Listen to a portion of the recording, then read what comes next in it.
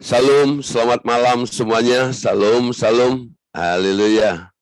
Oke, Bapak Ibu Saudara, malam hari ini kita akan kembali belajar firman Tuhan.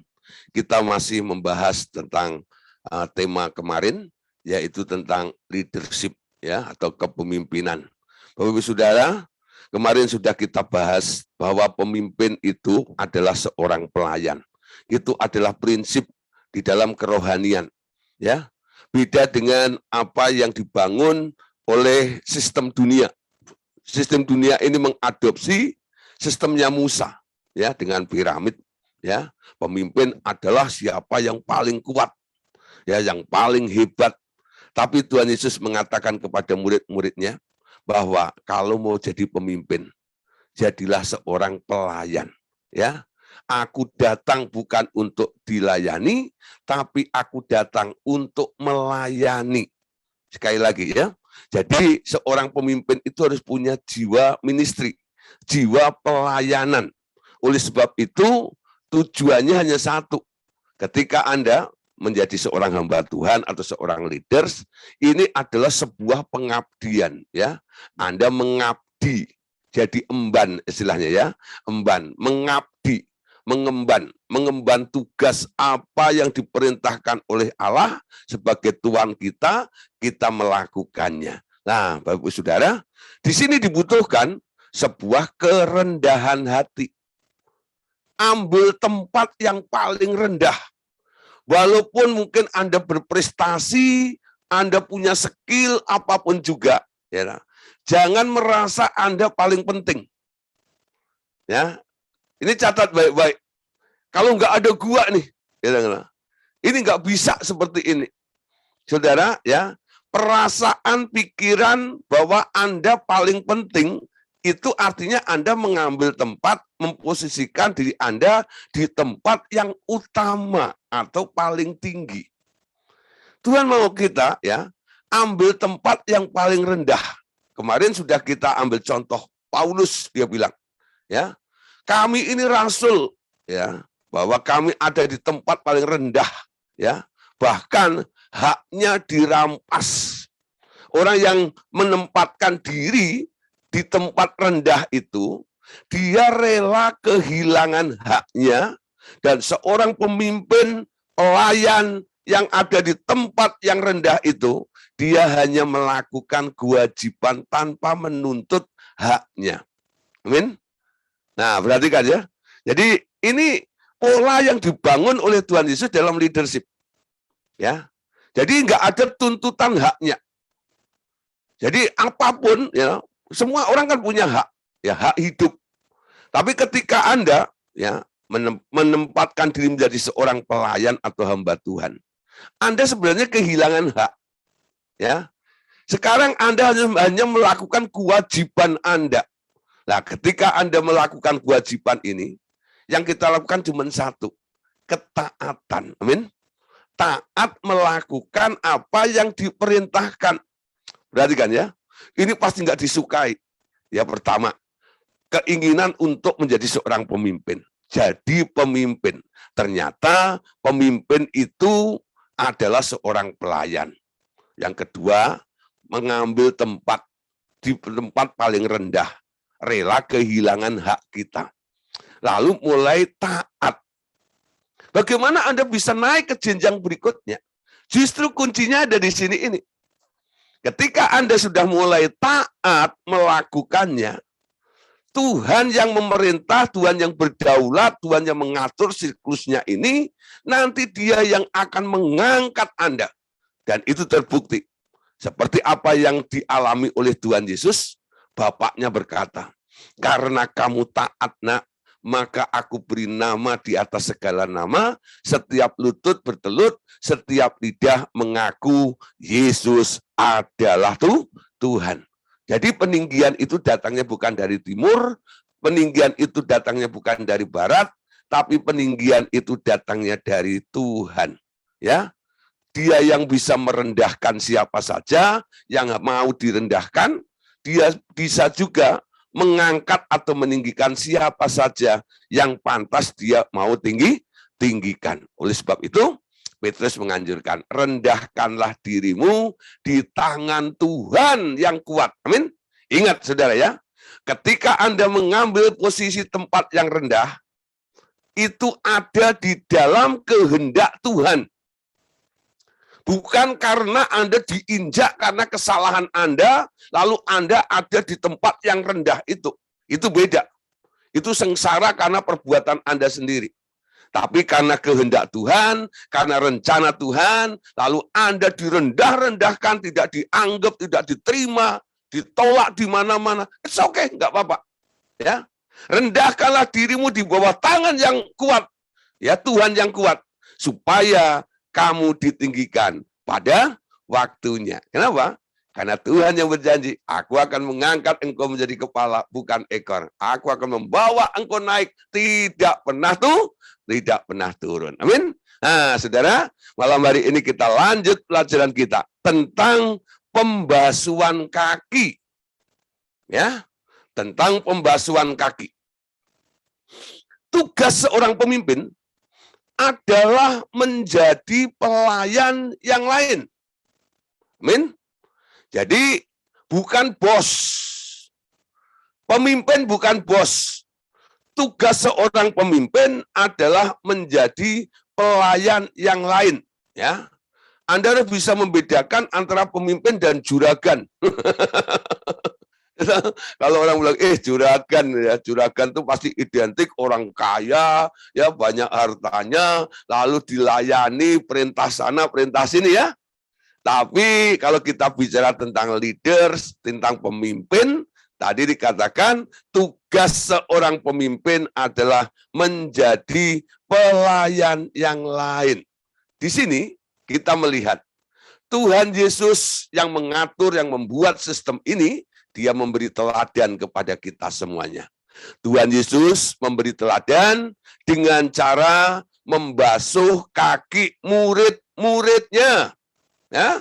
Nah, saudara, jadi apa yang dilakukan oleh Tuhan Yesus ini bukan sekedar action. Semua yang dilakukan Yesus ini merupakan materi pelajaran bagi murid-muridnya. Amin. Jadi Yesus itu materinya adalah perjalanan kehidupannya. Ya. Jadi lifestyle-nya Yesus itulah yang diajarkan kepada murid-muridnya. Jadi ketika dia membasuh kaki murid-muridnya, ini bukan sekedar action. Ini termasuk pelajaran yang diajarkan kepada para murid saat itu. Nah, saudara, kenapa Tuhan Yesus membasuh kaki murid-muridnya ini? Yesus sedang memberi teladan, memberi contoh kepada murid-muridnya. Bagaimana menjadi seorang pemimpin yang melayani orang lain. Ya, Yohanes 13 ayat 13 sampai ayat yang ke-17. Mari kita baca dulu ayat ini. Kamu menyebut aku guru dan Tuhan, dan katamu itu tepat. Sebab memang akulah guru dan Tuhan. Jadi, jikalau aku membasuh kakimu, aku yang adalah Tuhan dan gurumu, maka kamu pun wajib saling membasuh kakimu, ya. Jadi sebab aku telah memberikan suatu teladan kepada kamu supaya kamu juga berbuat sama seperti yang telah kuperbuat kepadamu. Aku berkata kepadamu, sesungguhnya seorang hamba tidaklah lebih tinggi daripada tuannya, ataupun seorang utusan daripada dia yang mengutusnya. Jikalau kamu tahu semua ini, maka berbahagialah kamu jika kamu melakukannya. Perhatikan Bapak-Ibu Saudara, ayat Yohanes 13 pasal 13 ayat 13 sampai 17 ini. Yesus berkata, ya, kepada muridnya ini, kamu menyebut guru dan Tuhan, dan katamu itu tepat sekali. Sebab memang akulah guru dan Tuhan. Saudara, ya, berapa kali murid-murid ini ketika ketemu dengan Yesus itu bilang, guru, ya, Tuhan. Ya, kalimat itu, perkataan itu sering dilontarkan oleh murid-muridnya kepada Tuhan Yesus. Ya, Nah, atau boleh dibilang, murid-murid itu sangat respect, sangat menghargai terhadap gurunya ini. Inilah pemimpinku ini. Inilah teladanku, inilah contohnya, inilah leaderku, ya. Nah, di sini Tuhan Yesus bilang, kalau kamu menyatakan hal itu tepat sekali, memang aku adalah Tuhan dan gurumu yang sedang mendidik engkau saat ini, ya. Nah, oleh sebab itu dia berkata, sebelumnya Yesus ini kan membasuh kaki murid-muridnya. Dibasuhlah kaki 12 murid itu, ya.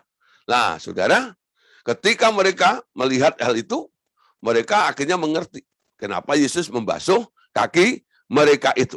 Nah, Tuhan katakan, jadi jikalau aku membasuh kakimu, aku yang adalah Tuhan dan gurumu, maka kamu pun wajib saling membasuh kakimu, sebab aku telah memberikan sebuah teladan kepada kamu, supaya kamu berbuat. Jadi contoh yang diberikan oleh Tuhan Yesus kepada murid-muridnya ini adalah sesuatu pelajaran yang harus dilakukan oleh murid-muridnya. Karena ayat yang ke-17-nya tadi, itu diakhiri dengan kata, berbahagialah kamu jika kamu melakukannya. Amin. Jadi Yesus berharap, ini contoh mahal, di mana Yesus yang adalah pemimpin ini, dia harus duduk, ya, sujud di bawah kaki murid-muridnya ini, ya, dia jongkok di bawah kaki murid-muridnya ini, lalu mulai membersihkan kaki murid-murid itu. Itu tempat yang paling rendah, Saudara, saya kasih tahu. Ya, tempat yang paling rendah. Satu kali saya khotbah tentang melayani. Melayani itu hal mengikut, ya, mengikut Yesus. Nah, di tempat di mana Yesus berada, di situ kamu pun berada. Lalu saya tanya, Saudara, ya, siapa yang mau di tempat Yesus berada, Anda berada. Semua angkat tangan. Di mana Yesus berada? Mereka bilang, ketika dia di Kapernaum mengadakan mujizat, aku mau seperti itu, mengadakan mujizat juga. Ketika Yesus ada di kubur Lazarus, dia berkata, keluar Lazarus, aku mau membangkitkan orang mati juga. Ketika dia pergi ke rumah mertua Petrus, dia menyembuhkan mertua Petrus. Aku mau juga menyembuhkan banyak orang sakit. Amin. Ketika Yesus di hadapan 5.000 orang, dia bikin mujizat, ya, multiplikasi 2 ekor ikan, 5 ketul roti, dimakan 5.000 orang. Ada sisanya 12 bakul. Aku juga mau mengadakan mujizat itu. Tapi ada satu peristiwa. Ketika Tuhan Yesus ada di muka bumi 3,5 tahun itu, khususnya, ya, ketika mengajar murid-muridnya, di situ Tuhan Yesus, ya, Tuhan Yesus ternyata ada di bawah kaki murid-muridnya, dan salah satu adalah si Yudas, si pengkhianat itu. Di bawah kaki orang yang mengkhianati dia, yang nanti akan menjual dia, mengkhianati dia, Saudara. Yesus tahu Yudas adalah orang yang akan melakukan itu, karena hatinya sudah punya dasar untuk dirasuk oleh si iblis, ya, untuk nantinya menyerahkan kepada Yesus, kepada ahli-ahli Taurat dan orang Farisi itu. Tapi Yesus basuh juga si pengkhianat itu. Nah, Saudara, dia berkata, kalau aku membasuh kakimu, perbuatlah itu sama juga dengan sesamamu, dengan orang lain. Salah satunya si Yudas itu loh. Kalau Anda membasuh kaki, ya, orang yang baik dengan Anda, melayani orang yang baik dengan Anda, semua orang bisa. Amin. Apalagi orang yang pernah memberi support kepada Anda. Wah, semangat 45. Ya. Tapi bagaimana dengan melayani orang-orang yang menjengkelkan? Orang-orang yang selalu ribut dengan Anda, apakah Anda masih mau melayani dia atau tidak? Membasuh kaki seperti Yesus membasuh kaki Yudas itu. Nah, Saudara, kadang-kadang ada beberapa orang, ya, hamba-hamba Tuhan khususnya, ya, mereka melakukan hal pembasuhan kaki. Tapi ya. Yang dilakukan itu sebenarnya mereka tidak memahami sepenuhnya. Hanya sebatas sepertinya action dan sebagainya, ya. Nah, Saudara, pembasuhan kaki ini masalah sesuatu, yaitu kerendahan hati, ya. Kerendahan hati di sini. Jadi seorang pemimpin, dia harus mampu merendahkan hatinya untuk melayani orang lain, tak peduli orang itu baik kepada Anda atau orang itu jahat kepada Anda. Amin. Nah, Saudara, sekarang kita tahu, ya, hal membasuh kaki ini itu boleh kita lakukan, ya. Tapi bukan hanya sekedar fisiknya. Yuk ambil ember lalu cari anduk kakinya siapa? Pak Andreas Daryanto, tak basuh sini, gitu ya. Tadi baru jalan-jalan dari mana sana, tak basuh itu. Nah, bukan sekedar itu, Saudara, ya. Tapi harus memaknai, harus mengerti arti yang sebenarnya tentang pembasuhan kaki ini. Sebenarnya artinya apa, Saudara? Ya, tentang pembasuhan kaki. Kenapa Tuhan Yesus membasuh kaki murid-muridnya, dan kita, ya, juga diharapkan atau wajib saling membasuh kaki, ya, mengikuti teladan yang diberikan oleh Tuhan Yesus ini. Nah, Yohanes 3:10, ya, kata Yesus kepadanya, ya, ini barang siapa ia telah mandi, ia tak usah membasuh diri lagi, selain membasuh kakinya, karena ia sudah bersih, ya, karena ia sudah bersih. Nah, seluruhnya juga kamu sudah bersih, hanya tidak semua. Nah, Saudara, mengapa kaki seseorang yang harus dibasuh? Itu tadi pertanyaan Petrus sebenarnya, ya. Ketika Petrus dibasuh, giliran Petrus ini, Petrus bilang sama gurunya, awalnya dia nggak mau karena sungkan, ya. Jangan. Enggak. Kalau kamu nggak dibasuh, kamu nggak dapat bagian nanti, ya. Hidup yang kekal. Nah, ya sudah kalau gitu. Jangan hanya basuh kakiku, seluruhnya dari kepala sampai ujung kaki. Tidak, Petrus, ya. Itu namanya mandi. Barang siapa sudah mandi, dia sudah bersih, ya. Nah, kamu sudah bersih karena firman yang kukatakan itu. Jadi ada istilah mandi dan ada istilah membasuh kaki. Nah, Saudara, dua-duanya memiliki pengertian, ya. Mandi itu artinya, ya, Anda dengar firman. Nah, seperti malam hari ini, Anda ikut Zoom meeting, lalu mendengar firman, ya, selama 1 jam lebih seperti ini. Sebenarnya saya sedang memandikan Bapak Ibu Saudara. Mandi dengan firman, karena firman itu adalah air. Amin. Ya, firman adalah air. Ya, ini tak guyur. Tak guyur. Lah Bapak Ibu Saudara kan merasa segar, betul enggak, ya? Ketika mendengar firman itu. Kenapa? Karena saya siram dengan air rohani, air hidup, yaitu firman ini. Ini mandi namanya, ya, mandi secara umum. Nah, Saudara, tapi membasuh kaki itu beda. Membasuh kaki itu bicara tentang pelayanan pribadi atau sharing.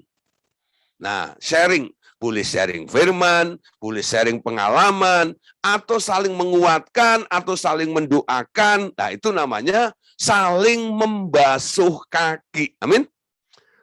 Nah, itu artinya. Nah, sekarang pertanyaannya tadi, kenapa, ya, kita harus membasuh kaki sesama? Tanyaannya gitu, ya. Mengapa kaki seseorang harus dibasuh? Yesus menjawab, selama murid-murid Tuhan berjalan di atas bumi, kaki mereka, kaki para murid itu bersentuhan dengan bumi dan terkena debu yang mengotori dan memberatkan langkah mereka. Ya, perhatikan. Jadi selama murid-murid Tuhan berjalan di atas muka bumi, kaki mereka bersentuhan dengan bumi dan terkena debu yang mengotori dan memberatkan langkah mereka. Nah, Saudara, ada orang kadang-kadang bilang gini, Pak, hidup ini berat sekali, ya. Saya sedang berjuang, Pak, untuk mengarungi kehidupan ini. Kadang-kadang saya harus mendaki gunung yang tinggi, melewati tanah yang terjal, penuh dengan batu-batu yang tajam, ya. Ketika kami harus berjalan untuk maju melangkah setapak demi setapak. Kadang-kadang benturan sana sini juga ada. Aduh Pak, capek rasanya. Berat hidup ini. Nah, saudara, sampai ada lagu itu ya. Ketika ku hadapi kehidupan ini. Jalan mana yang harus kupilih. Ya, ku tahu, ku tak sanggup. Ku tahu, ku tak mampu. Ya, nah saudara, itu saudara ya gambarannya. Orang senang sekali nyanyi lagu itu. Sebenarnya sedang mengakui ya. Betul lagu itu. Gitu. Beban berat hidup itu banyak dalam hidup saya. Waduh saudara ya. Beban hidup. Kenapa orang mengalami merasakan hidup itu penuh dengan beban? Karena Anda sedang berjalan di atas bumi ini. Saudara, ya, bumi ini sudah kotor. Karena bumi ini sekarang di atas bumi ini ada sebuah sistem namanya sistem dunia ya yang sedang dikembangkannya. Ketika orang berjalan di bumi ini, Saudara, itu seperti ada daya tarik, ya. Dan sistem dunia inilah yang disebut debu-debu itu. Yang nempel, yang nempel, yang nempel, yang nempel, yang nempel, yang nempel, yang nempel. Semakin tebal debu yang nempel di kaki Anda, ya, beban hidupmu semakin berat, rasa berat itu semakin kuat, Saudara. Ya, semakin besar. Semakin Anda merasakan berat di dalam hidup ini. Nah, Saudara, sekarang ya, coba Anda lihat ya, sekali satu waktu ya, pada waktu panas terik gitu ya, di mana jalan-jalan penuh dengan debu gitu, Anda coba jalan gitu ya. Nah, Anda cepat capek bukan? Ya, Anda cepat capek. Saudara, ya, satu kali saya dapat tugas nih ya untuk memakamkan orang ke kuburan. Ya, Anda tahu sendiri di kuburan itu ya tanahnya ya ada habis digali, habis digini. Jadi itu tanah kalau sudah kena angin dan sebagainya, ya toh, itu kadang-kadang keluar selesai dari kuburan itu, wah rasanya tuh ya, itu semuanya ketempelan debu ya. Ya. Nah, memang secara spirit banyak roh-roh orang mati juga yang kadang-kadang itu menekan nempel-nempel, saudara, kalau nggak dibersihkan. Itu secara roh, ya toh. Tapi saudara, secara fisik tubuh Anda capek, tubuh Anda lemah, lelah, ya. Kenapa? Ketika debu-debu itu banyak nempel pada Anda. Nah, biasanya saudara ya, selesai acara gitu, nah kalau itu tempatnya mungkin kayak di San Diego Hill gitu ya. Lah itu kan untuk sampai ke rumah Jakarta kan jauh ya. Nah, selesai acara itu, kadang-kadang kami dengan rombongan itu makan dulu nih di restoran gitu ya. Nah, saudara, apa yang saya lakukan? Saya masuk ke kamar mandi mereka, saya lepas sepatu juga kalau masuk, saya basuh sudah itu kotoran debu itu saya cuci muka, cuci tangan semuanya, rambut ini saya basah-basahin sedikit gitu. Selesai itu rasa seger kali ya, enteng, atau enggak itu? Walaupun airnya sudah kering, ya sudah saya lap semuanya, ya airnya tidak lagi ada di tubuh saya, tapi rasanya enteng. Kenapa? Tidak ada debu-debu lagi yang nempel di seluruh tubuh saya. Nah, ini membuat saya mengerti apa yang dikatakan oleh Tuhan Yesus ini, ya, bahwa semua orang ini berjalan di atas bumi ini, kakinya akan kotor oleh debu, terkontaminasi namanya. Nah, oleh sebab itu perlu dibasuh kakinya. Kenapa hanya kakinya? Karena yang nempel hanya kakinya, saudara. Yang menginjak bumi itu kan kakinya. Ya.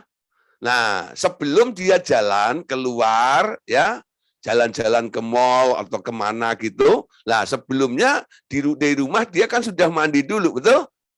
Sudah mandi dulu, ya lah. Nah, sudah mandi dulu, tapi yang kotor hanya bagian kaki itu yang menginjak bumi ini. Nah, oleh sebab itu, Yesus hanya memberi teladan, tidak mandiin murid-muridnya, tidak suruh muridnya mandi kau, tidak. Ini sebuah teladan pelajaran, ya, bahwa apa? Nanti kamu akan ketemu orang-orang yang mengalami tekanan, mengalami beban dalam hidupnya karena perjalanan hidupnya di muka bumi ini. Dan kamu harus meringankan beban mereka dengan membasuh kaki mereka, sama seperti aku membasuh kaki. Ya, sekarang kalian semuanya wajib membasuh kaki sesama, ya. Saat orang lain, satu dengan orang lain saling membasuh kaki, hendaklah kamu saling membasuh kaki. Nah, Bapak Saudara, jadi persentuhan ya dengan sistem dunia itu menyebabkan anak-anak Allah merasa berat. Biasanya indikasinya ya itu enggan untuk masuk dalam persekutuan dengan Allahnya, ya. Nah, saudara, perhatikan ya, persentuhan dengan sistem dunia menyebabkan anak-anak Allah merasa berat.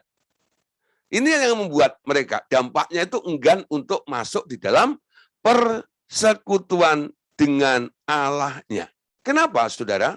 Karena daya tarik dunia dan segala penipuan duniawi, keinginan, hawa nafsu, juga kekecewaan, dan luka batin membuat seseorang lamban untuk mendekat kepada Tuhan. Amin. Di dunia ini isinya apa? Keinginan, hawa nafsu, kekecewaan, luka batin. Persentuhan dengan dunia itu, ya, itu isinya cuma itu. Keinginan-keinginan, hawa nafsu, ya, kekecewaan, luka batin, amarah, dan sebagainya. Nah, saudara, itu yang membuat orang jadi lamban untuk mendekat kepada Tuhan. Kenapa? Mereka kalau orang sudah kecewa dan sebagainya itu enggan. Kadang-kadang. Coba saudara, kalau Anda sedang mengasihi Tuhan, itu lawannya kecewa, bukan? Anda pengennya ketemu dengan Tuhan terus, betul nggak? Siang jadi kenangan, malam jadi impian. Cintaku semakin menyala. Tapi sekali Anda kecewa dengan Tuhan, pasti nanti, enggan, buat apa ikut online discipleship? Mending di rumah, pesan Kentucky, pesan McD, pesan pizza, ya, nongkrong aja deh di depan televisi. Daripada ikut Zoom meeting. Ya, buat apa belajar firman? Ya, buat apa menyembah Tuhan? Buat apa memuji Tuhan? Ya, saudara, kesibukan kadang membuat Anda enggan masuk dalam hadirat Tuhan, enggan bersekutu dengan Dia. Contoh aja ya, umpama ini. Ya, nah, umpama ya kita mulai kan jam 7:30 nih. Ya, kenapa 7:30? Supaya jam 7 Anda bisa makan dulu, udah kenyang. Jam makan kan jam 7 ya. Karena ada beberapa orang bilang, Pak, kalau jam 7 itu pas jam makan, kadang-kadang ada alasan begitu. Oke, 7:30 ya. 7:30 ya, kita pujian penyembahan setengah jam, jam 8. Ya, saudara, ini bukan untuk mengisi waktu atau hanya menunggu kehadiran Bapak Ibu Saudara, bukan sebenarnya. Ya, nah, untuk apa diajak memuji menyembah Tuhan? Supaya Anda mengalami, menikmati hadirat Tuhan. Anda punya kesempatan untuk mengagungkan Tuhan bersama-sama di tempat ini. Nah, orang-orang yang hadir tepat waktu 7:30, ya, lalu ikut memuji dan menyembah Tuhan, itu menandakan, ya, bahwa apa? Mereka merindukan, mau ketemu Tuhan, betul mau ketemu Tuhan, ya. Nah, ada yang bilang, kan masih puji-pujian. Firmannya kan nanti jam 8. Nanti aja deh, jam 8 gua baru gabung. Ini bukan nyindir, saudara. Ini terus terang aja. Saya nggak suka menyindir, ya. Jadi saya terus terang di sini. Nah, saudara ya. Nah, saudara, ya. Jadi beda setengah jam nih, Anda masuk itu. Sebenarnya apa? Coba lihat, Anda tanya ya sama teman Anda yang ikut mulai 7:30. Kenapa kamu ikut 7:30? Ya, kan firmannya jam 8. Nah, nanti jawabannya Anda akan tahu. Ya enggak? gairah mereka, semangat mereka dalam mengasihi Tuhan itu loh. Hatinya seperti itu. Ya, hatinya seperti itu. Aku mau memuji, meninggikan Tuhan, aku mau menyembah Tuhan, Saudara ya. Nah, rasanya ya, Anda tahu sendiri, ada beberapa orang kadang-kadang, kalau saya terpaksa mungkin karena mungkin ada urusan saya, urusan anak, kadang-kadang ya, ada urusan keluarga dan sebagainya, jadwal kita dari Senin sampai Jumat, kadang-kadang saya hari apa gitu, saya bilang, aduh libur gitu ya. Ada yang bilang, Pak kenapa libur gitu ya. Kenapa libur? Nah, saya melihat, oh orang ini ya, dia terus merindukan firman seperti itu. Ya, nah ini gairah namanya, gairah. Orang yang sudah mulai enggan untuk mendengar Tuhan atau memuji Tuhan, menyembah Tuhan, ini mungkin ada tanda-tanda, saudara. Debu-debu yang sudah mulai nempel, ya, masalah-masalah. Jadi hanya sebuah rutinitas, ya, yang kita lakukan. Ikut-ikut ya tahu? Kan ada teman nanti nggak enak kalau nggak nongol di situ. Jadi bukan hanya sungkanisme, ya, tapi benar-benar kita tulus, kita punya kerinduan yang sama, ya. Nah, sekarang Anda lihat, kalau Anda melihat teman Anda yang sudah mulai kering rohaninya seperti itu dan mulai ada enggan, ya, untuk mencari Tuhan. Ini tugas Bapak Ibu Saudara. Telepon dia, ya, WhatsApp dia. Hei, kemana nih kalian? Ada apa? Betul nggak? Tanya apa kabarnya? Kenapa nggak ikut online discipleship nih? Kenapa nggak ikut kelas pemuridan nih? Ada apa? Tanya, saudara. Ya, nah ini bukan pengen supaya pesertanya lebih banyak lagi gitu, enggak, saudara. Ya, saya mau 2 orang, 1.000 orang bagi saya sama aja. Ya enggak? Ya, kenapa? Ya saya tetap menghadap komputer aja.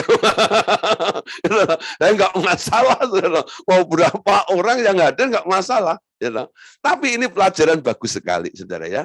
Saling membasuh kaki, saling mengingatkan, saling menegur, saling menasehati, ya, saling menguatkan seperti ini. Ayo mulai ya. Lihat nih beberapa orang. Anda boleh catat kadang-kadang. Anda boleh lihat. Bolak-balik dulu laptop Anda. Siapa ya peserta yang aku kenal biasanya hadir, kok nggak hadir hari ini? Ya, Anda mulai telepon dia. Kenapa nggak ikut kelas pemuridan? Ada apa? Wah, saya nggak enak. Kadang-kadang. Saya sebel. Sama siapa? Tuh sama pembicaranya tuh. Nah, oh sama Pak Gideon maksudnya? Iya itu. Iya itu, Pak Gideon itu. Kenapa? Ya, sebel sama Pak Gideon kenapa? Nah, Anda tanya, betul nggak itu? Oh gini. Nah, Anda mulai ya, bukan tambah memperkeruh. Iya benar itu. Itu namanya memperkeruh namanya ya. Ya sudah gini, lalu Anda aminin. Betul itu. Nah, tambah ambles ya, betul nggak itu? Oh gini loh, ya loh. Mungkin Pak Gideon itu gini nih ya. Nah, kasih pengertian kalau macam ya. Nah, lalu dia mulai menyadari Anda memenangkan mereka, menyegarkan mereka kembali. Unyu, tahu masuk lagi ya di Zoom meeting, tahu begitu. Lah, saudara, ada semangat ke situ. Itu namanya saling membasuh kaki. Menyegarkan, mengingatkan orang-orang yang sudah pundung, yang sudah patah semangat, nggak tahu apapun alasannya, kenapa mereka menjadi lemah, kenapa mereka menjadi kecewa. Amin. Nah, sudah mungkin juga karena beban hidupnya bisa.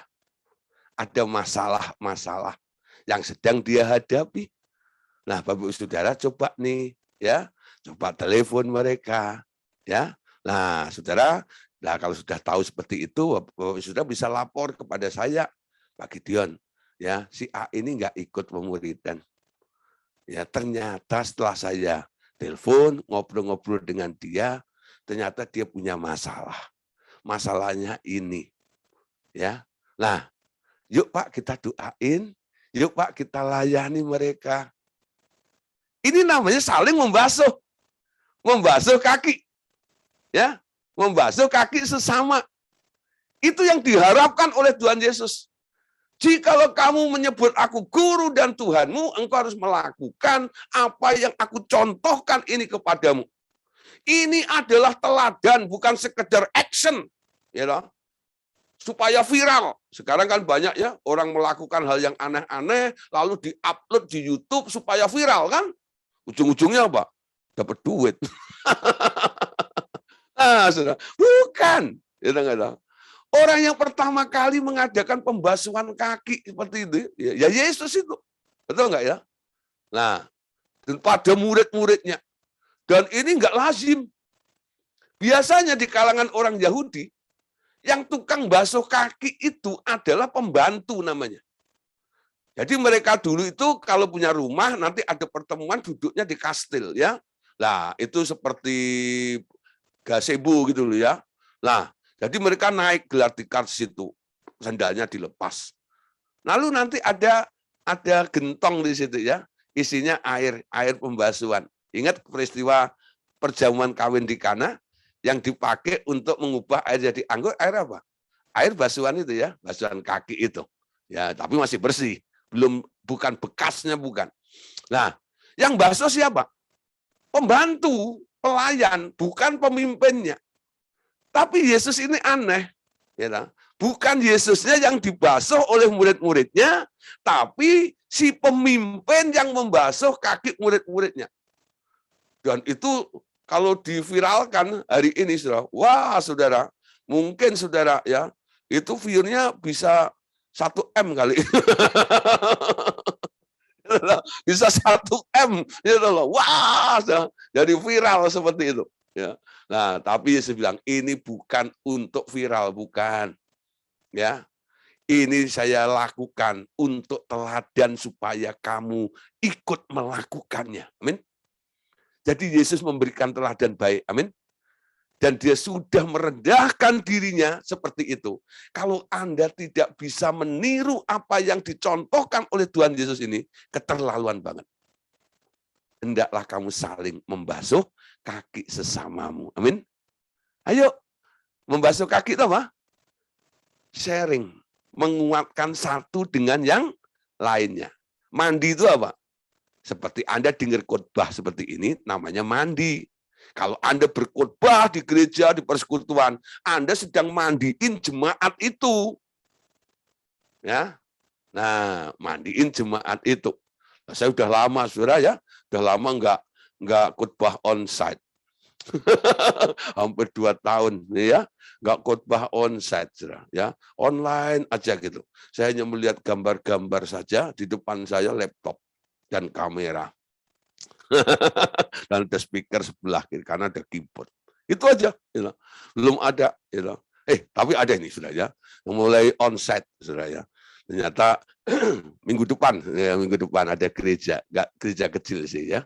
Itu di Karanganyar, daerah Sawah Besar. Ada gereja Pantai Kusta namanya. Dia mau undang saya ya. Ibadah jam 8. You know. 8 pagi ada perjamuan kudusnya juga ya. Nah, saya berpikir apa kalau ada mau ikutin ya pakai Facebook aja, itu ya lebih simpel. Zoom susah. Kalau ada tim yang ngatur ya oke. Nah, ya. Nah, ada perjamuan kudus dan sebagainya. Nah, saudara, itu memandiin jemaat namanya. Menyampaikan khotbah ya, membasuh kaki itu sama dengan sharing. Amin. Nah, lanjut saudara. Mereka memerlukan air pembasuh, yakni firman Tuhan, yang menyegarkan kembali hati mereka untuk menikmati lagi persekutuan dengan Tuhan dan tubuh Kristus yang lainnya. Amin. Nah, saudara, sekarang ya, oleh sebab itu, hati-hati dengan dunia ini. Yesus mengatakan gini, dalam 1 Yohanes 2:15, janganlah kamu mengasihi dunia dan apa yang ada di dalamnya. Jikalau orang mengasihi dunia, maka kasih akan Bapa tidak ada di dalam orang itu. Dunia ini punya daya tarik. Sehingga Anda mulai kehilangan cintamu dengan Tuhan. Amin. Padahal Tuhan itu terus mengasihi Anda. Saya ingat lagu Pantai Costa kuno dulu ya. Cintanya, oh heranlah. Amin ya. Tuhan itu cintanya luar biasa kepada Anda. Lalu Anda mulai balik mengasihi dia. Tapi dunia menarik Anda dengan keindahannya. Ketika Anda mulai mengasihi dunia, Alkitab mengatakan, kasih Bapa tidak ada di dalam diri Anda. Ya, jangan mengasihi dunia. Yang mengasihi dunia itu biar Bapak sendiri. Karena begitu besar kasih Bapak kepada dunia ini, sehingga ia mengaruniakan anaknya yang tunggal. Dia yang mengasihi, Bapak yang mengasihi dunia ini, melarang Anda untuk mengasihi dunia. Amin. Anda nggak boleh mengasihi dunia. Anda harus mengasihi Tuhan.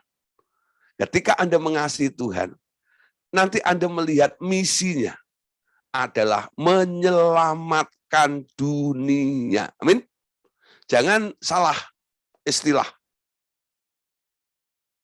Anda punya misi, tugas untuk menyelamatkan dunia ini, tapi Anda tak boleh mengasihi dunia ini. Kasihmu hanya untuk Tuhan. Amin. Kasihmu hanya untuk Tuhan. Dunia ini sementara, dunia ini fana. Dan di dalam dunia ini penuh dengan keinginan-keinginan. Yang disebut keinginan daging. Roma 8 ayat 7 mengatakan, sebab keinginan daging adalah perseteruan terhadap Allah, karena ia tidak takluk kepada hukum Allah. Hal ini memang tidak mungkin baginya. Amin. Ketika kasihmu kepada dunia itu kuat, keinginanmu terhadap dunia ini juga kuat juga. Amin. Nah, saudara, ketika Anda mulai punya keinginan daging, ini merupakan perseteruan terhadap Allah dan tidak takluk pada hukumnya Allah. Saudara, Galatia 6 ayat 2. Bertolong-tolonglah menanggung bebanmu, demikianlah kamu memenuhi hukum Kristus. Amin. Membasuh kaki sesama. Saling menolong, saling menopang, saling menguatkan satu dengan yang lainnya. Bertolong-tolonglah menanggung bebanmu, demikianlah kamu memenuhi hukumnya Kristus itu. Bertolong-tolonglah. Amin. Nah, saudara, kalau ada orang sharing, alami begini-gini dan sebagainya, nah, Anda yang berkelebihan, ya, Anda boleh membagi kepada sesama kita. Amin. Nah, saudara, di sini dibutuhkan kerelaan. Dibutuhkan kerelaan. Kalau Anda nggak rela, nggak bisa melakukan itu. Membasuh sesama. Karena dasar manusia itu daging yang egois. Kalau bisa semuanya untuk saya. Perhatian semua untuk saya. Semua orang menolong saya. Semua orang memperhatikan saya. Semua orang memuji saya. Kalau bisa begitu. Itu enggak? Ya. Nah, aku tak perlu berbagi kepada mereka. Aku cukup menikmati semua yang dari orang-orang itu. Nah, saudara, sekarang kerelaan itu harus dibangun dari diri Anda. Nah, oleh sebab itu harus ditumbuhkan namanya compassion atau belas kasihan, ya, compassion atau belas kasihan. Nah, saudara, belas kasihan dan rela mengalah. Belas kasihan adalah dorongan utama untuk seseorang rela melayani orang lain. Compassion atau belas kasihan adalah dorongan utama untuk seseorang rela melayani orang lain. Kalau engkau tidak punya compassion, tidak punya belas kasihan di dalam hidup Anda nggak bisa melayani orang lain. Ini prinsip dasarnya. Modalnya ini. Ya. Nah, orang yang memiliki belas kasihan, dia punya kerelaan. Ya. Makanya Yesus berkata, Matius 9 ayat 13, jadi pergilah dan pelajarilah arti firman ini. Yang ku kehendaki ialah belas kasihan dan bukan persembahan. Karena aku datang bukan untuk memanggil orang benar, melainkan orang berdosa. Ya, Tuhan Yesus berkata, pelajari ini. Yang ku kehendaki, belas kasihan, bukan persembahan. Ya, apa bedanya, saudara? Ada orang memberi, ada orang melakukan sesuatu, tapi bukan berarti orang yang melakukan itu dasarnya, ya, dia mengasihi, bukan. Belas kasihan itu muncul bukan karena Anda bisa.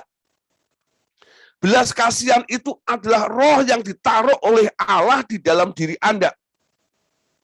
Oleh sebab itu, untuk mendapatkan namanya belas kasihan ini, Anda harus belajar. Ya, belajar. Pergi dan pelajari arti firman ini. Yang ku kehendaki adalah belas kasihan, bukan korban. Tentang mendapatkan belas kasihan ini, Anda harus belajar. Belajar kepada siapa?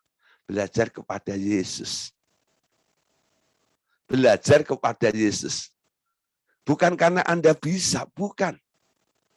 Karena Anda mengerti apa yang Tuhan Yesus mau, Tuhan Yesus kehendaki, Tuhan Yesus ajarkan di dalam kehidupan Anda. Ya.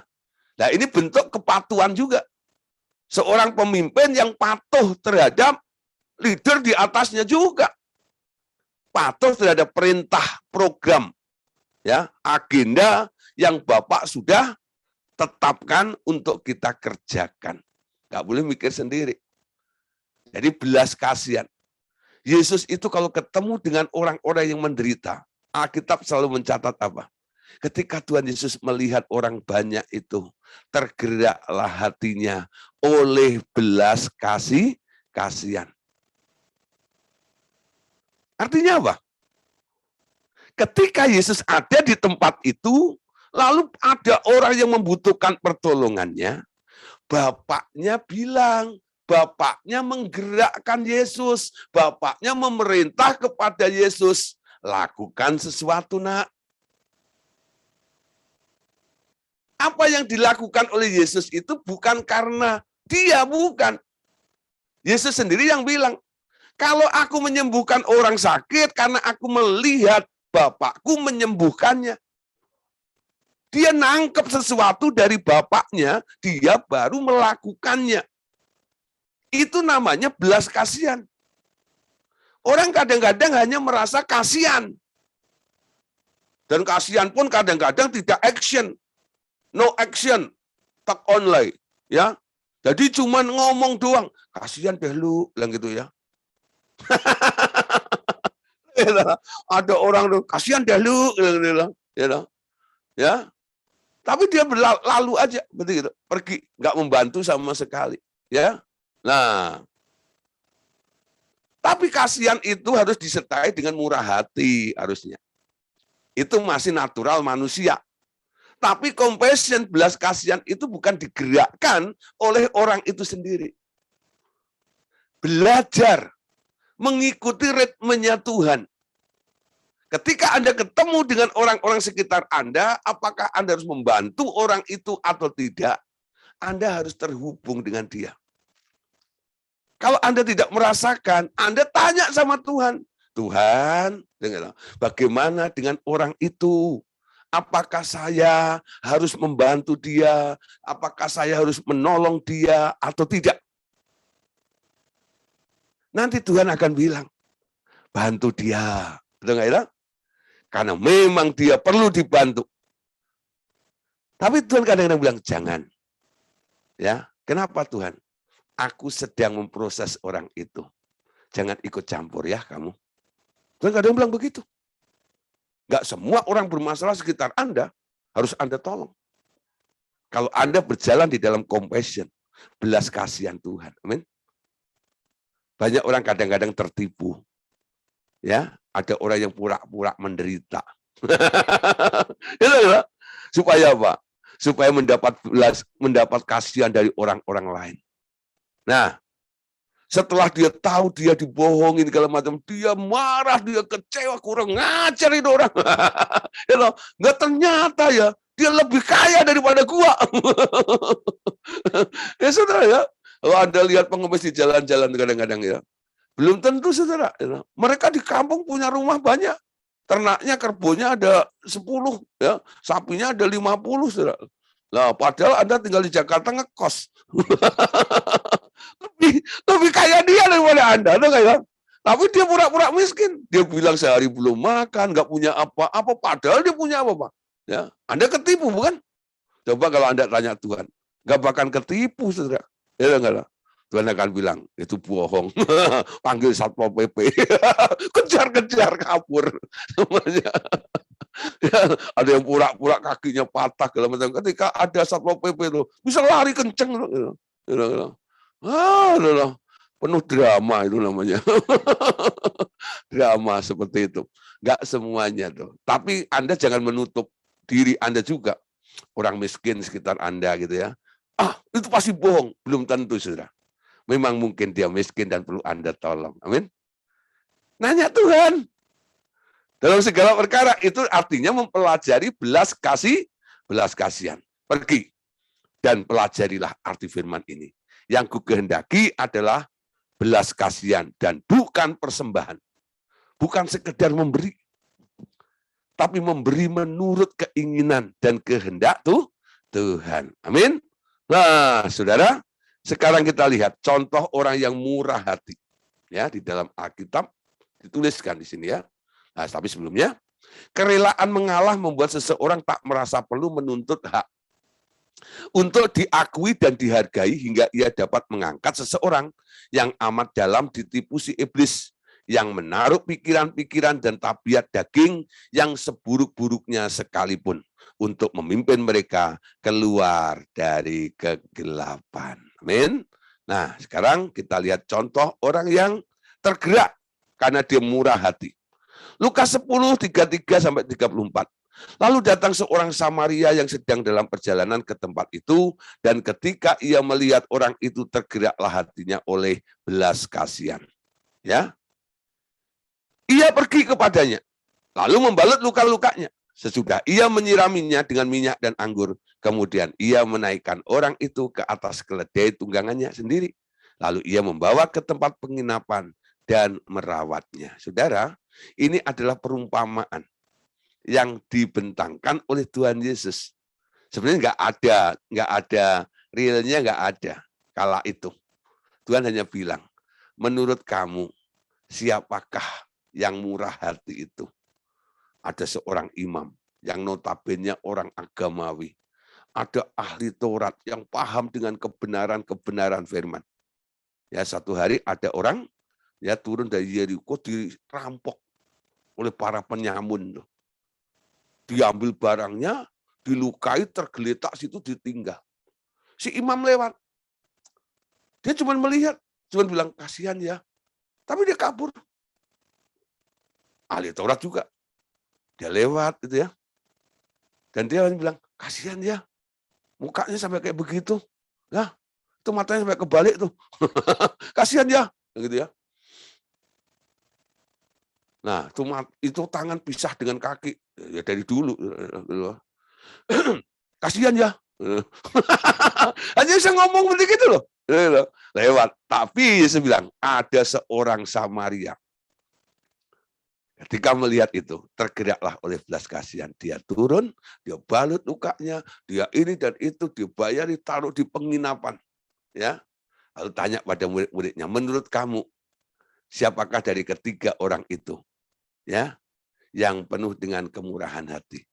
Ya, orang Samaria itu. Yesus bilang apa? Ikuti teladannya. Ya, jadi kalau Anda melihat sesamamu sedang mengalami penderitaan, jangan hanya bilang kasihan lalu lewat. Mampir, ya. Paling enggak say hello, tanya kenapa, apa sebabnya. Mungkin Anda tidak bisa membantu dengan harta, dengan finansial, tapi paling enggak Anda bisa menguatkan, Anda bisa mendoakan dia. Amin. Ya. Nah, mulai belajar di sini. Mendoakan itu bukan hanya haknya pengajar, bukan. Ya. Urusan doa, urusan Pak Gideon nih. Enggak, Anda juga. Anda doain. Ya, kalau Anda yang mendapatkannya. Nah, nanti saudara, kalau menemukan kesulitan ini, kesulitan itu, Anda boleh nih, Pak Gideon, saya sudah doain dia loh. Jangan belum Anda doain, sudah dilaporkan kepada saya. Anda doain dulu. Amin. Nah, nanti kalau sudah doa berapa kali, kayaknya nggak ada perkembangannya, gini-gini, macam gitu. Nah, Anda boleh, Pak Gideon. Sudah saya doa itu 7 kali nih.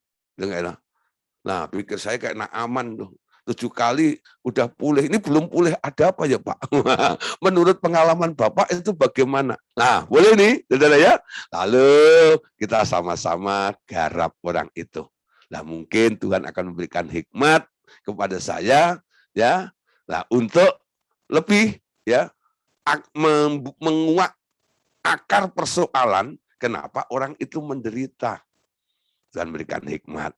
Bisa terjadi seperti itu. Ya, tapi hal mendoakan, menolong orang itu bukan hanya kewajiban seorang pengajar, toh Anda pun juga harus nih. Karena Anda adalah kandidat-kandidat berikutnya yang Tuhan pilih untuk menjadi seorang leaders atau pemimpin itu. Amin. Nah, saudara, sekarang ya hak itu harus dinomorduakan. Kewajiban itu adalah nomor 1. Kerelaan itu merupakan modal dalam kehidupan kita. Salah satunya adalah apa? Rela mengalah dan rela untuk menderita. Siapa di sini mau? Rela untuk mengalah dan rela untuk menderita. Coba angkat tangan. Yang mau, yang rela mengalah dan rela menderita. Ada enggak? Yang rela dapat duit ada, mau enggak? Mau enggak? Langsung angkat tinggi-tinggi. Rela dapat duit langsung angkat tinggi-tinggi. Bukan hanya 1 jari, 10. Ya, kalau bisa kakinya juga diangkat semuanya. Ya. Ya, kalau dengar bilang rela dapat duit langsung senyum semuanya ya. Nah, tapi kalau ditanya siapa rela mengalah dan rela menderita, dari tadi angkat tangan turun tangan pelan-pelan sampai hilang tangannya. Sekali lagi saya tanya, ya, siapa yang rela menderita dan rela mengalah? Ayo, Tuhan catat loh. Nah, tuh sampai ada yang 2 ini Bu Betsy ya. Nah, Pak Andreas sampai jempolnya begini-begini ya. Pak Simon antara naik dan turun. Tadi naik, lama-lama turun. Naik lagi, turun lagi. Itu artinya apa?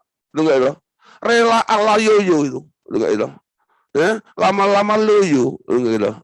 Enggak boleh itu. Nah, sekali lagi ya, pertanyaannya. Siapa yang rela mengalah dan rela menderita? Mau rela mengalah dan rela menderita. Oh, semakin banyak yang angkat tangan. Saya percaya yang tidak on cam ya pasti angkat tangan juga ya. Nah, tapi malu-malu di balik kamera. Amin. Hei Pak Among, haleluya, angkat tangan juga ya.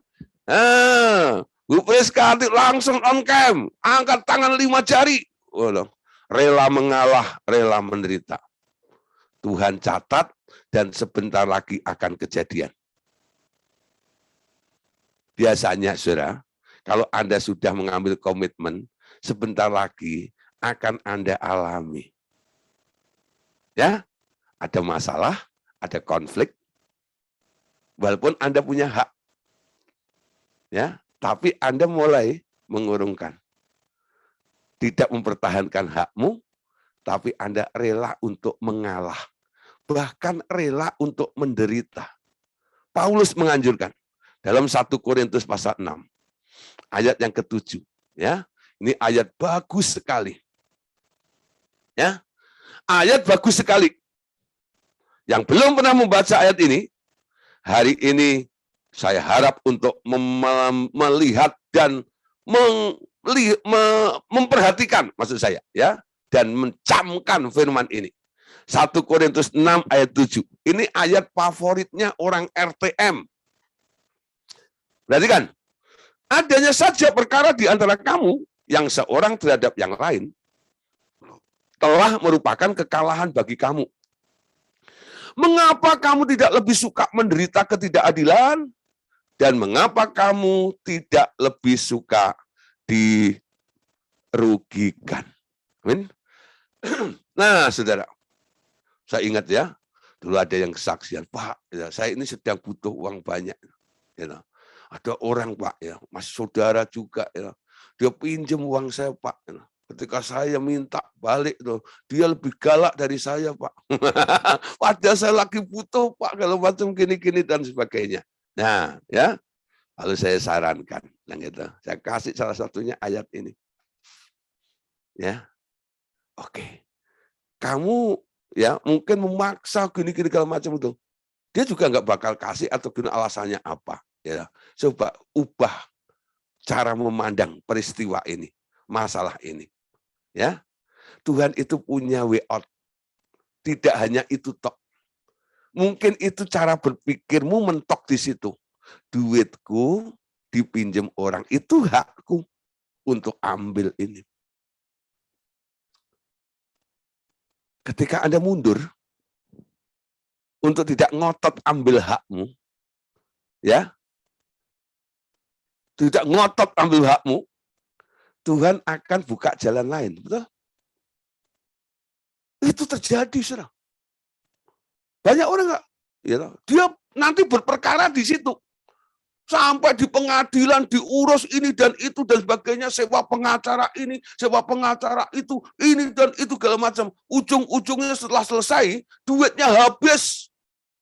Hanya untuk berperkara di pengadilan. Itu yang terjadi sering begitu. Kamu bayar pengacara berapa? Ya, untuk urus ini wirawiri ini dan itu dan sebagainya gini, berapa?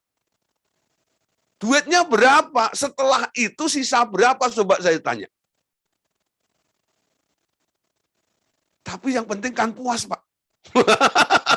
Tujuan utamanya tadi itu kan mau ambil duit itu kan, supaya duitnya balik ke Anda. Ya, tapi saudara, karena itu alot ulet dan sebagainya, ujungnya sampai akhirnya yang penting puas aja gue menang, gitu nggak? Nah, dan Anda meninggalkan bekas luka dengan orang itu yang tadinya sahabat, yang tadinya baik, yang tadinya saudara Anda, akhirnya putus hubungan. Betul? Makanya Paulus katakan, adanya sebuah perkara saja di antara kalian itu merupakan kekalahan. Jadi kalau ada konflik, lalu Anda mempersoalkan, Anda jadikan itu merupakan masalah, ya tadi katakan, atau Anda perkarakan, Anda sudah dianggap kalah. Bukan pemenang. Ketika Anda diselamatkan, Anda diberi status nasibmu adalah lebih daripada pemenang. Amin. Ketika Anda memperkarakan hakmu, Anda sebenarnya sudah kalah. Sekali lagi ya. Ketika Anda memperkarakan hakmu, Anda sudah kalah. Adanya sebuah perkara di antara kamu, itu merupakan kekalahan bagi kamu. Ingat baik-baik. Aduh nyesel Pak hari ini dengar. Kok nggak enak ya? Tadi saya pikir jadi pemimpin itu jadi bos. Yang dilayani, yang dihargai, yang dihormati. Ya, punya hak ini dan itu. Tapi ternyata menjadi seorang pemimpin yang adalah pelayan, punya hati kriterianya sampai ke sini ini. Rela untuk mengalah. Ya, walaupun itu hak bagianmu. Jangan diperkarakan. Paulus katakan, mengapa kamu tidak suka menderita? Pak, mana ada Pak orang suka menderita? Di mana-mana orang suka duit tuh Pak ya. Gak ada Pak. Bohong itu Pak. Tapi Anda lihat, Ikut Yesus itu jalannya sempit. Amin. Di dalam dunia ada dua jalan, lebar dan sempit. Mana kau pilih? Pilih mana? Pilih mana? Pilih yang sempit atau yang lebar? Nah, saudara, orang-orang kadang-kadang keracunan di gereja itu. Karena apa? Ada teologi kemakmuran. Kalau nggak kaya, itu artinya Anda tidak ada di dalam kehendak Allah. Jadi standarnya kaya. Jadi ada seorang pendeta, ya gereja nih ceritanya. Jadi dia punya kriteria, yang boleh khotbah di situ minimal punya mobil. Yang nggak punya mobil nggak boleh khotbah di situ. Nah, gitu. Nah, itu cerita sama saya. Ya, gitu. Pak, yang boleh khotbah di sini itu hanya yang punya mobil.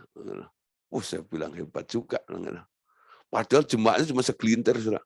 Ya, tapi bikin kriteria, kenapa? Saya tidak mau jemaat saya itu nanti dapat impartasi kere, katanya.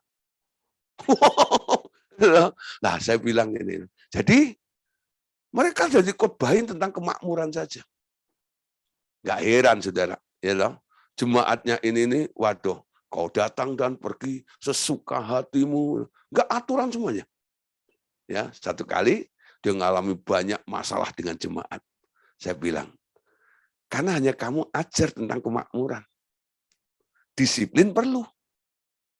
Ya, diarahkan, didewasakan perlu. Kenapa kamu khotbah hanya tentang kemakmuran? Saya tahu karena kamu takut kehilangan jemaat. Supaya jemaat terus ada di sini kan. Tapi akibatnya apa? Walaupun dia ada di sini, dia bikin masalah terus yang buat kamu stres. Nah, ayo mulai nih, bangun yang baru. Khotbah, ya, khotbah yang dikhotbahkan lebih kepada pendewasaan.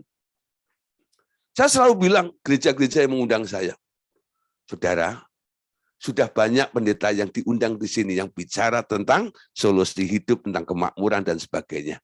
Ya, saya hadirin tempat ini mau membagikan sesuatu yang nantinya akan membuat Anda menjadi dewasa di dalam Tuhan. Ya, mungkin dagingmu nggak suka, tapi firman ini perlu. Saya gituin, saudara. Ya, pasti saya pikir nggak diundang lagi, ya nggak apa-apa. Tapi ternyata setelah mereka mengecap, saudara, firman yang saya bagikan, mereka, wow, yang ini juga perlu, Pak. Oh, oke. Akhirnya kembali bilang, Pak, gimana kalau sebulan sekali? Oke.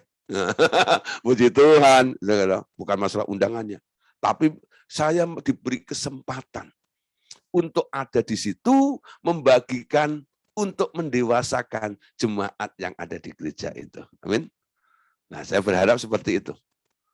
Ya, Bapak Ibu Saudara mulai tumbuh.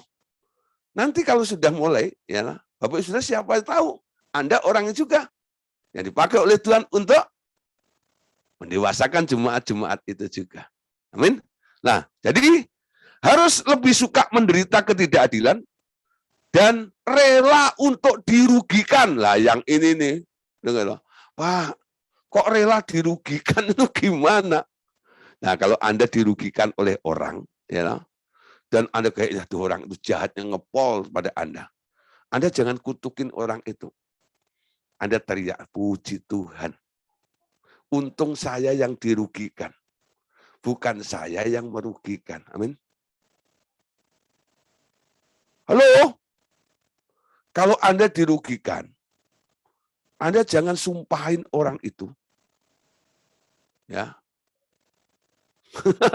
Jangan kutukin orang itu. Tapi Anda mulai berkata, puji Tuhan. Kenapa puji Tuhan? Bikin alasan yang membuat jiwamu, pikiranmu nanti tunduk. Orang pasti nggak bisa terima. Kamu dirugikan, kenapa bilang puji Tuhan? Iya. Saya masih bersyukur saya yang dirugikan. Bukan saya yang merugikan. Itu yang dengar ngangguk-ngangguk nanti. Iya, ya. Hidup di dunia ini, itu enggak elah. ini kan seperti apa ya? Siklus kayak satu dengan lain itu akan selalu bertemu, berinteraksi. Betul nggak? Nah, satu berperan sebagai apa, satu berperan sebagai apa. Ahmad Albar bilang, dunia ini panggung sandiwara, ceritanya mudah berubah. Ada peran wajar dan ada peran berpura-pura. Ada yang perannya melankolis, ada yang perannya temperamen yang buruk, betul nggak ya? Wah, saudara. Lah Anda mau menjadi peran yang mana nih? Di panggung dunia ini. Nah, biasanya yang jagoan ya itu awal-awalnya kan dia dibully terus kan ya. Nggak enak ya. Nah, itu ceritanya kan selalu begitu, betul? Di film-film itu loh. Ya. Ini nih bawang merah sama bawang putih. Harganya berapa? Ini contoh ya, bawang merah, bawang putih ceritanya. Nah, Anda mau jadi bawang merah atau bawang putih? Ya? Tergantung Pak, masak apa dulu? Bawang merah atau bawang putih? Nah, cerita bawang putih itu dianiaya, betul nggak ya? Nah, kisah Cinderella, gitu, si sepatu kaca. Itu benar-benar saudara. Awalnya itu penuh dengan penderitaan, ya. Tapi saudara, ujung-ujungnya seperti itu, ya. Nah, rela menderita. Tapi bukan karena Anda jahat. Kalau Anda menderita, ya kena pukulan karena Anda berdosa, ya Anda harus bertobat. Tapi kalau Anda sudah melakukan sesuatu yang baik, Anda masih terus menderita. Cuma satu kata keluar dari mulut Anda, puji Tuhan. Ya, aku yang menderita, bukan aku yang membuat orang menderita. Amin. Puji Tuhan, aku yang dirugikan, bukan orang lain yang aku rugikan. Nah, malam nggak bisa tidur semua pasti ini. Gitu? Aduh, dengar apa tadi ya? Kayak kesambar geledek di siang bolong nih hari ini. Masa disuruh rela rugi, disuruh rela menderita. Ayo, malam hari ini ya. Tapi jangan lemes, saudara ya. Berakit-rakit ke hulu, berenang-renang ke tepian. Amin. Bersakit-sakit dahulu, bersenang-senang kemudian. Amin. Ada mahkota yang menantikan Anda. Kalau Anda tidak menuai hasilnya di bumi ini, Anda menderita, Anda dirugikan terus sampai mati Anda mendapat upahnya di sana. Amin. Tapi kalau Anda bisa menikmati di dunia ini juga hasilnya, ya bersyukurlah. Amin. Jadi hidup ini bukan melulu happy. Amin. Nah, saudara, sekarang menjadi teladan, ini bagian terakhir. Seorang pemimpin adalah bicara peneladanan. Yesus menjadi teladan. Sama seperti Tuhan Yesus menjadi teladan kita. Menjadi pemimpin adalah menjadi teladan bagi yang dipimpinnya. Anda adalah contoh bagi orang yang Anda pimpin. Ya. Jadi ini benar-benar nih seperti istilah waktu SD dulu kan ada tuturi handayani gitu ya. Nah itu artinya apa? Itu artinya ngetut buri. Nah, guru itu digugu dan ditiru, itu enggak ya? Nah, teladan, meneladani. Nah, ada bilang guru kencing berdiri, muridnya lari-lari itu ya. Kemudian itu ada juga seperti itu. Itu istilah mereka.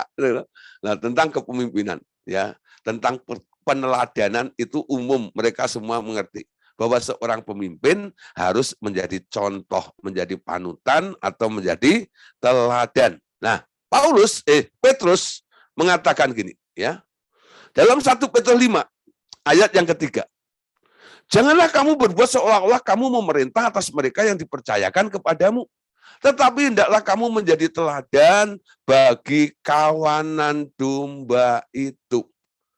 Nanti kalau saudara sudah bikin gereja, jadi gembala, sidang, dan sebagainya, ya jangan otoriter dengan jemaatmu. Perintah sini, perintah ini, dan itu untuk melayani Anda. Ya, Anda sebagai leader, Anda sebagai gembala, Anda adalah contoh panutan bagi jemaatmu. Kalau gembalanya suka doa puasa, biasanya jemaatnya suka doa puasa. Ya, gembalanya suka gosip, jemaatnya super gosip. Amin. Tergantung, saudara. Itu cetakannya. Ya, gembalanya suka memuji Tuhan, nanti jemaatnya suka memuji Tuhan, ya. Itu jemaatnya Pak Niko itu semuanya suka memuji Tuhan, ya. Kenapa? Gembalanya suka memuji Tuhan. Ya. Jemaatnya Pak Ishak Lewu, ya Pak Ishak Lewi, Leo itu yang di Surabaya GPPS itu, almarhum, ya. Itu juga gitu. Suka doa. Kenapa? Karena pemimpinnya suka doa. Nah, kalau pemimpinnya suka shopping, waduh, jemaatnya juga buka mall semuanya. Nah, Anda adalah teladan. Amin. Nah, pemimpin adalah seorang teladan, jangan memerintah. Ya. 1 Timotius 4 ayat 12. 1 Timotius 4 ayat 12. Jangan seorang menganggap engkau rendah karena engkau muda. Jadilah teladan bagi orang percaya. Dan dalam perkataanmu, dalam tingkah lakumu, dalam kasihmu, dalam kesetiaanmu, dan dalam kesucianmu. Paulus menghimbau ya kepada seniornya ini, kepada juniornya ini, ya, jadilah teladan bagi orang yang percaya. Dalam apa? Perkataan, tingkah laku atau perbuatan, dalam kasih, dalam kesetiaan, dan dalam kesucian. Amin. Oke, bagian terakhir sekarang. Tentang penata layanan. Di dalam tubuh Kristus, menjadi pemimpin adalah menjadi pelayan atau leadership adalah stewardship. Ya. Nah, tugas pemimpin adalah mengatur rumah tangga Allah. Tugas pemimpin adalah mengatur. Makanya penata layanan. Ini adalah pengatur rumah tangganya Allah. Lukas pasal 12 ayat 42. Jawab Tuhan, jadi siapakah pengurus rumah yang setia dan bijaksana yang akan diangkat oleh tuannya menjadi kepala atas semua hambanya untuk memberikan makanan kepada mereka pada waktunya. Saudara, kita perhatikan sini ya. Jadi Tuhan mau leader, ya, seorang leader ini adalah orang yang bijaksana. Yang nantinya akan diangkat oleh tuannya menjadi kepala leader ya atas semua hambanya untuk memberikan makanan kepada mereka pada waktunya. Nah, seorang leader di dalam Tuhan mau apa yang Anda pikirkan, apa yang Anda katakan, apa yang Anda kerjakan, semua harus tepat. Ya, semua harus tepat. Dalam setiap kondisi, dalam waktu, ya, harus tepat. Nah, ketepatan ini butuh kebijaksanaan. Ya, wise-nya, kebijaksanaan, hikmat dalam berkata-kata. Mungkin ya, ada orang yang harus Anda tegur. Tapi situasinya belum memungkinkan karena masih banyak orang. Ya. Anda tunggu orang lain dong pergi. Enggak Anda tegur di depan orang banyak lalu orangnya marah, akan malu dan sebagainya. Lah, itu enggak tepat namanya. Tepat memberikan makanan tepat pada waktunya. Ya. Nah, perkataan yang tepat diucapkan di saat yang tepat kepada orang yang tepat, hasilnya wow. Amin. Melayani juga begitu. Memberi kepada orang yang tepat dengan jumlah yang tepat. Ya. Itu menjadi berkat. Ya, kenapa, Saudara? Kadang-kadang orang yang Anda beri itu seperti ladang di depan Anda. Berapa meter? Butuh benih berapa? Kalau kelebihan benihnya, hasilnya nggak maksimal. Karena tanahnya sempit. Kalau tanahnya lebar, hanya Anda tabur satu benih di situ, hasilnya juga nggak maksimal untuk tanah selebar itu, betul nggak? Coba tuh, ada sawah 10 hektar. Anda tabur satu bulir padi, betul nggak ya? Dan Anda mengharapkan hasil 10 hektar seperti itu. Mimpi kali. Ya nggak bakal. Yang tumbuh hanya satu pohon, padi, betul nggak ya? Di tengah-tengah tanah 10 hektar itu. Ya, ada kapasitasnya. Tanah 10 hektar butuh benih berapa? Tepat namanya. Jangan tanahnya cuma 1 meter persegi, Anda taburin benih 2 kuintal. Betul nggak itu? Taruh situ tumbuh semuanya. Bayangin surat itu. Itu kayak apa ini? Nah ini Pak Among suka nanam-nanam, bayangin surat. Kalau tanahnya medianya cuma 1 meter persegi, kasih benih banyak, tumbuh pohon banyak di situ. Kira-kira bisa berbuah nggak? Nggak berbuah malahan. Kenapa? Medianya cuma segitu. Nah, butuh ketepatan, bukan? Jadi kita mulai nanya Tuhan, itu enggak? Orang itu butuh berapa? Perlu atau enggak? Jangan kebiasaan. Ada orang nih kalau di gereja, nanti kalau udah habis kebaktian, ya selesai firman, lalu diumumkan, mari saudara, ini tiba saatnya untuk memberikan persembahan kita. Udah kebiasaan. Pokoknya kalau ke gereja, itu persembahannya noban. Tuhan itu 20.000. Kalau duitnya 100.000, dia tukar dulu. Pokoknya 20.000 itu sudah matok di sini. Kolektor 20.000. Ada juga sih yang bilang, kolektor 50.000, pokoknya nggak boleh lebih. Kurang boleh. Ya, ada juga yang bilang, pokoknya yang paling gede 100.000, ada gitu ya. Nah, saudara, nominalnya nanya sama Tuhan juga, kenapa? Kebutuhan gereja itu berapa hari itu?